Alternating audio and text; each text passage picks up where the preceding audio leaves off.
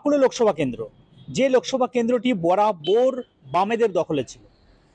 2014 সালে এই লোকসভা কেন্দ্রের পালাবদল হয়, জয়ী হয় তৃণমূল প্রার্থী অভিনেত্রী মুনমুন সেন। পরবর্তীকালে 2019 সালের লোকসভা নির্বাচনে ফের পালাবদল হয় বাঁকুড়া লোকসভা কেন্দ্রের, জয়ী হয় সুভাষ সরকার বিজেপি প্রার্থী।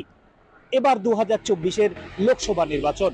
তবে এই লোকসভা নির্বাচনে এবার 18 লক্ষ ভোটার 13 জন প্রার্থীর ভাগ্য নির্ধারণ করবেন। কে হাসবে শেষ হাসি সেটা অবশ্যই সময় বলবে।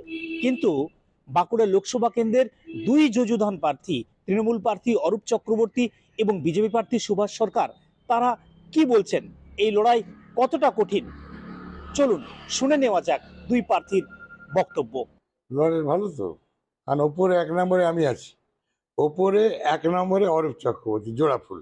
গতবারে অনেক হেভিওয়েট প্রার্থী ছিলেন প্রতিদ্বন্দ্বিতায় সুব্রত মুখার্জি, আর এবারে যিনি আছেন তাকে তো তার নিজের দলের লোকেরাই পছন্দ করছে না।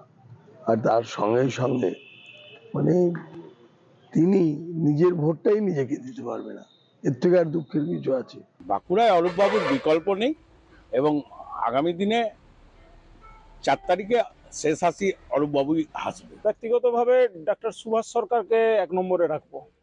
তার কারণ তিনি একজন বাই প্রফেশন ডাক্তার মানুষ, শিক্ষিত মানুষ, 5 বছরের কেন্দ্রীয় মন্ত্রী, অনেক বেশি অভিজ্ঞ, ভদ্র মার্জিত মানুষ, এবং বাঁকুড়ার জন্য তিনি বিগত 5 বছরে যে কাজগুলো করেছেন, আমার মনে হয় বাম আমলের বাসুদেব আচারিয়া বা তৃণমূলের মুনমুন সেনকে যদি কম্পেয়ার করেন, ওনারাও 10%, মুনমুন সেনকে বাদই দিন, কোনো কাজ করেনি, বাসুদেব আচারিয়া ওনার 10% কাজ করেননি, উনি বোধহয় 4-5টা টার্ম কমসে কম ছিলেন।